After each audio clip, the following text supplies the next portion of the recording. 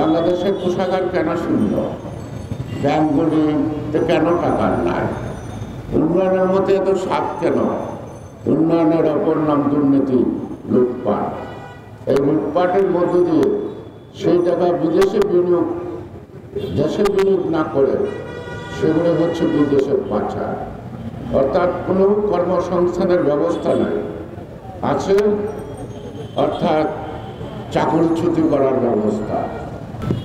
এই বাংলাদেশে গত 17 বছর যাব এই সরকার একা নয়, আরো কিছু দেশের শক্তি আর দেশের নিরাপত্তা আর জনগণের নিরাপত্তার জন্য যারা প্রজাতন্ত্রের বেতন দেয় আর সচিবালয়ে যারা বসেন বিভিন্ন কর্মকর্তা, তারা প্রজাতন্ত্রের কর্মকর্তা, এরা একটা সম্মিলিত সিন্ডিকেট। এই সিন্ডিকেট 18 কোটি মানুষের অধিকার হরণে, অর্থাৎ একটি নাগরিক অধিকার বলতে যা আছে সকল ধরনের অধিকারী খর্ব করে অ্যাবসলিউট পাওয়ার যিনি চান, অর্থাৎ কর্তৃত্ববাদ, তার সাথে পার্টনারও কিন্তু কর্তৃত্ববাদ। এই কর্তৃত্ববাদী সরকারের চরিত্র কখনোই জনমুখী হয় না।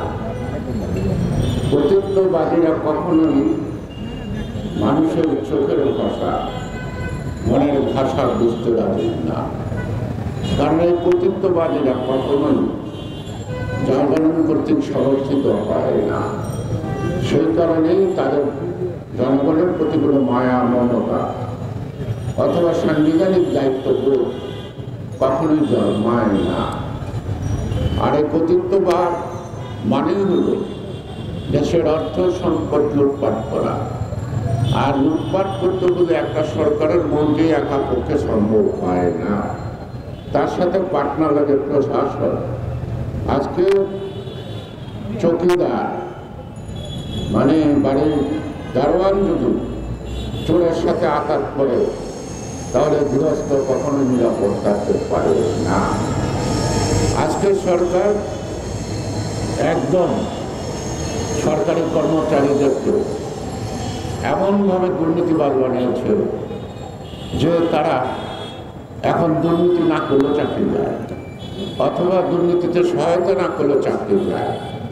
সুতরাং আজকে যখন পার্লামেন্ট মানে জনগণের প্রতিনিধি, যারা জনগণের কথা বলবে, যারা জনগণের স্বার্থের কথা বলবে, সে পার্লামেন্টের মেম্বার সরকার আর দুর্নীতি দেওয়া বাজনা যখন একাকার হয়ে যায়, তখন বাংলাদেশের অর্থনীতির যে বর্তমান চিত্র, এটাই হওয়া স্বাভাবিক।